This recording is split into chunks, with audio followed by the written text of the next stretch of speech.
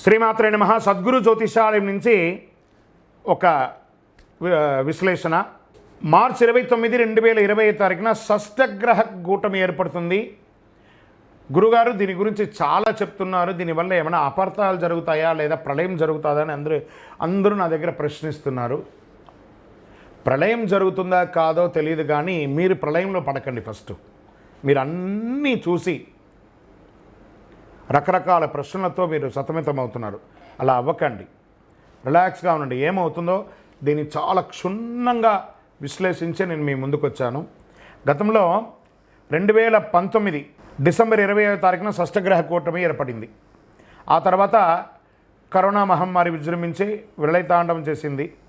ఇక ఇప్పుడు మళ్ళీ 2025 మార్చి 29వ తారీఖున షష్టగ్రహ కూటమి ఏర్పడుతుంది. షష్టగ్రహ కూటమి ఎఫెక్ట్ ఏమైనా ఉంటుందంటే ప్రళయం వస్తుంది అని అంటున్నారు. నమ్మకండి, అది అబద్ధం. ప్రళయం ఏం రాదు. ఇబ్బందులు వస్తూ ఉంటాయి. ఏమంటే జ్వరం వచ్చిందంటే పారాసెటమాల్ వేసుకొని శరీరం అంతా వీక్నెస్ కదా, అలా కొంచెం ఇబ్బందులు వస్తాయి, కానీ ప్రళయం అయితే రాదు. చాలామందికి ఒక అపోహ, హెచ్ఎంపీవీ వైరస్ విజృంభిస్తుందా? నో. ప్రభుత్వం చక్కటి దానికి కావాల్సినటువంటి ఏర్పాట్లన్నీ చేస్తున్నారు. అలాంటి ఏ భయం పెట్టుకోకండి. అయితే ఈసారి కూడా గతంలో షష్టగ్రహ కూటమి ఏర్పడినప్పుడు కరోనా మహమ్మారి విజృంభించినట్టు ఈ హెచ్ఎంవీపీ వైరస్ విజృంభిస్తుందా అన్న ఆందోళన పలువురిలో వ్యక్తమవుతుంది. కాబట్టి ఈసారి ఏర్పడే షష్టగ్రహ కూటమి అంత ప్రభావవంతమైన కూటమి కాదు అని విశ్లేషకులు, గురువులు అన్ని గ్రహాలను దృష్టిలో పెట్టుకొని చెప్పడం జరుగుతుంది. దీనివల్ల తీవ్ర పరిణామాలు ఎదుర్కొనే అవకాశం లేదని జ్యోతిష్ శాస్త్ర నిపుణులు మల్టిపుల్, ఒకరు కాదండి, అందరూ చెప్తున్నారు. 6 గ్రహాలు మీనరాశిలో సంచారం. గత ఏడాది అక్టోబర్ 23వ తారీఖున రాహు మీనరాశిలోకి ప్రవేశించి సంచారం చేస్తున్నాడు.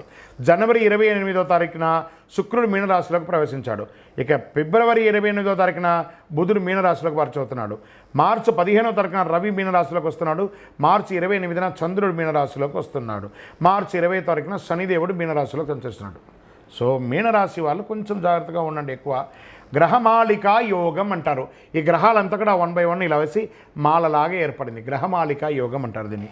6 గ్రహాలు సంయోగంతో అమావాస్య నాడు షష్టగ్రహ కూటమి మీనరాశిలో రాహువు, బుధుడు, శుక్రుడు, సూర్యుడు, చంద్ర, శనులు ఉన్నారు.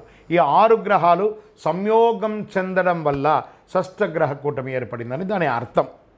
ఈ షష్టగ్రహ కూటమి ప్రభావం 12 రాశుల వారిపై మే 31వ తేదీ వరకు ఖచ్చితంగా ఉంటుంది, అన్ని రంగాల వారికి. మార్చి 29వ తారీఖున ఏర్పడే షష్టగ్రహ కూటమి కూడా అమావాస్యతో కూడుకున్న షష్టగ్రహ కూటమి కావడం మరొక ప్రాధాన్యత సంతరించుకుంటుందని కూడా చెప్పవచ్చు. విధ్వంసాలు కలగవు, కానీ మార్పులు ఉంటుంది. ప్రతికూల ప్రభావాలు వస్తే జాగ్రత్త పడాలి.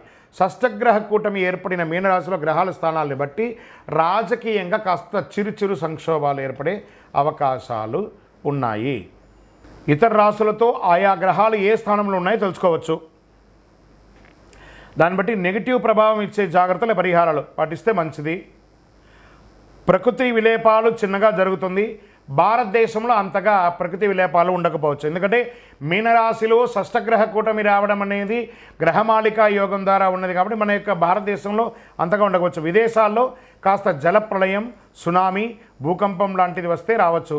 ప్రకృతిలో వచ్చే వాటిని స్వీకరిస్తాం. Be strong. విజయోస్తు.